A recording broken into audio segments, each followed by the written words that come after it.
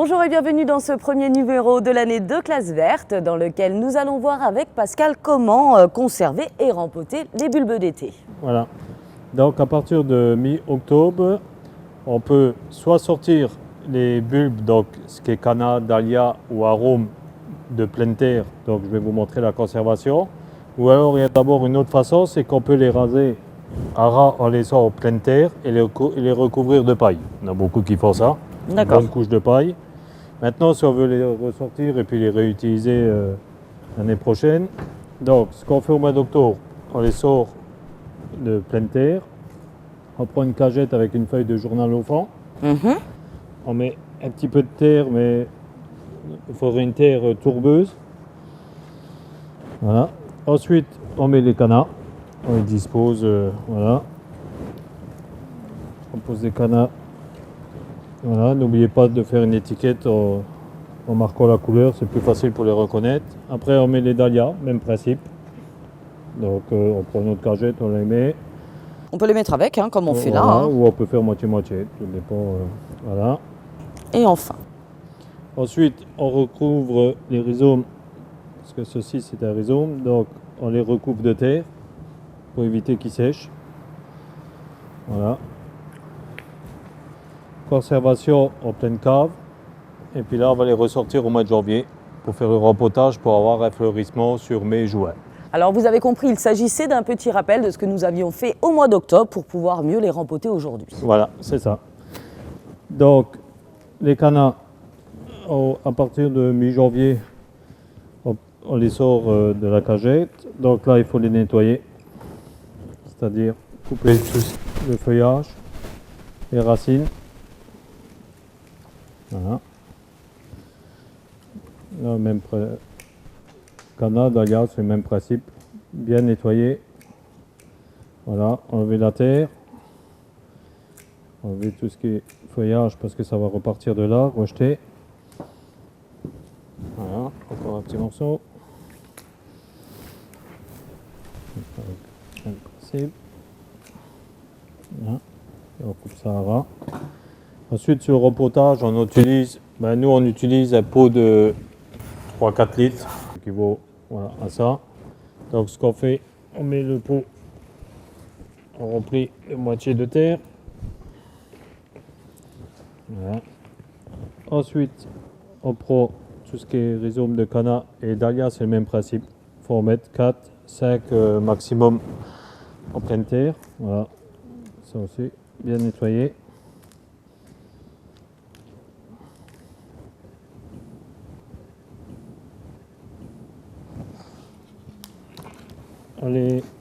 On les recouvre de terre, puis on les met dans une cave. On les arrose pas pour éviter la pourriture du rhizome. D'accord. On les conserve en pleine terre et ça on fait dahlia, canna, arôme et on les ressort sur avril-mai. Après, encore quand on a des belles journées sur le mois d'avril, qu'on les met un peu dehors. Ok. Et pour les remettre en pleine terre, il faudra attendre quand alors? Mais après, c'est un glace. D'accord, ok. Voilà. Eh bien merci Pascal. Merci.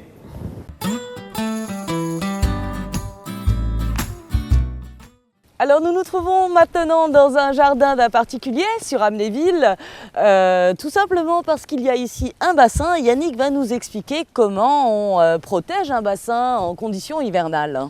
Voilà, ici il y a un bassin. Vous voyez très bien que l'hiver a fait son effet, il est complètement gelé. Et vous verrez tout à l'heure, il y a encore des poissons à l'intérieur. Mais alors comment font les poissons quand l'eau est gelée comme ça en surface pour survivre? Les poissons hibernent. Ah ouais? À partir de entre 13 et 10 degrés, ils rentrent en hibernation quand l'eau est froide. Ils se mettent au fond, ils se calfeutrent et ils ne bougent plus. Et ils attendent les beaux jours, le printemps. Mais comment on fait pour leur donner à manger? Non, on ne leur donne pas à manger. Ils ne mangent plus à partir quand l'eau est trop froide, les poissons ne mangent plus. Ok. Donc là, on va voir. Là, c'est la méthode de Jeannot. Il a laissé sa pompe en route pour qu'il y ait toujours un remous. Ça, c'est la première solution. Ce qui permet d'apporter de l'oxygène. L'oxygène et ça fait un remous. C'est pour ça que l'eau ne gèle pas à ce niveau-là. D'accord.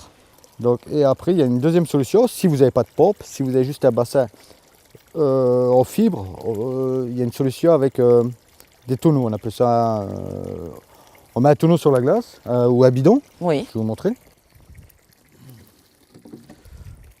Alors on prend un bidon, un simple bidon, Mhm. qu'on remplit à un tiers de sable et on le laisse au milieu du bassin pour que quand le gel prend, ça ne fait pas éclater par la pression du gel les bords du bassin.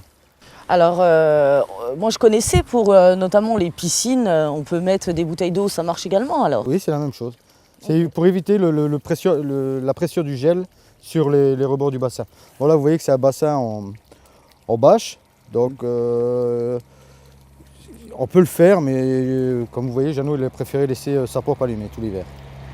Et Yannick, pour les végétaux donc, qui se trouvent autour de ce bassin, y a-t-il un entretien particulier à faire en période hivernale? Bah, comme vous voyez là, Jeannot il a rasé tous ces graminées et les raser au plus bas et il reprendra d'ici au mois de mars, je pense, ça va commencer à repousser. Après l'entretien autour d'un bassin, non pas trop, on nettoie, c'est beaucoup de nettoyage et un peu de taille. Alors moi je m'inquiète quand même pour ces petits poissons. À partir de quand finalement leur activité va reprendre? Combien de temps peuvent-ils hiberner? Oh là, ils peuvent hiberner tout l'hiver. Hein. Et il faut vraiment que les températures remontent, la température de l'eau remonte entre 13 et 15 degrés et les poissons vont recommencer à bouger. Et y aura-t-il quelque chose de particulier à faire à ce moment-là Il pour les faudra- aider à se réveiller? Non, ils se réveilleront tout seuls. Il faudra bien les nourrir. Parce que comme ils ont passé tout l'hiver sans nourriture, ils vont être affamés, quoi. D'accord, donc il nécessite quand même des soins particuliers à la reprise de l'activité finalement. Oui, c'est sûr, oui. Mais Ok. ça sera sur une prochaine émission. D'accord, et ben merci beaucoup Yannick. Merci. Yannick, j'ai vu, avant de nous quitter, j'ai vu quelque chose qui m'a intrigué là dans ce jardin. Est-ce que je peux t'y emmener pour que tu m'apportes quelques explications dessus? Il n'y a pas de souci. Merci.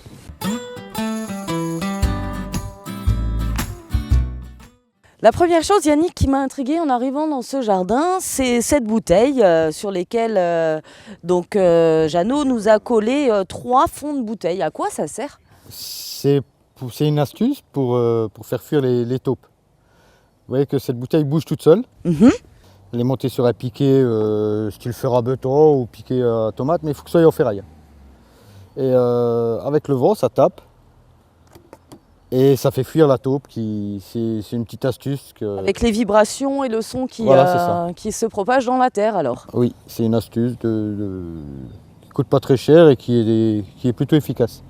Et est-ce qu'il faut en mettre beaucoup dans un jardin? Est-ce que ça dépend Surtout près du potager, on va dire, mais il faut en mettre 2-3. Ça marche très bien. J'ai vu d'autres choses qui m'ont également intriguée. Est-ce que tu peux me suivre? Viens voir. Alors j'ai vu notamment ça. Alors ça, comme vous voyez un peu partout, c'est des cabanes à insectes. Réalisé avec des bambous. Hein. Réalisées avec des simples bambous que vous avez vu sur le bassin, que Jeannot, il a coupé des bambous, il a fait une pelote et puis voilà, ça donne une petite cabane à insectes qui est sympa et qui fonctionne très bien. Vous voyez, ce qui est bouché, c'est qu'il y avait des insectes dedans. D'accord.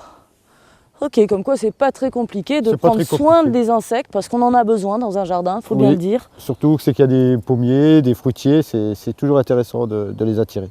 Dernière chose, Yannick, j'ai un filet qui m'a interpellée. Alors j'ai vu qu'il y avait des pommes de Allons-y. pin à l'intérieur et je ne vois pas du tout à quoi cela peut servir. Bah, là aussi, c'est on va dire une cabane à insectes. C'est une petite astuce aussi qui consiste à vous prenez des filets là ça doit être poireaux, pommes de terre, et vous remplissez de pommes de pin. Et ça, les insectes s'y cachent dedans l'hiver. J'aurais dû y penser parce que je connaissais une astuce à peu près similaire. En fait, il s'agit de prendre un filet d'orange et de mettre des graines à oiseaux, tout simplement, oui. mélanger On peut. avec de la margarine. On peut aussi, Hein, oui. et puis mettre ça pour nourrir nos oiseaux en hiver. En hiver, comme l'année dernière, on avait fait la petite maisonnette d'oiseaux. Tout à fait, ouais. Et on peut agrémenter, oui, bien sûr, de boules de graisse et mélanger à des graines comme tu as fait, oui. Ok, eh ben merci beaucoup de nous avoir suivis. On vous donne rendez-vous dans un mois pour aborder les pousses, les jeunes pousses Des précisément. jeunes pousses, oui. À bientôt.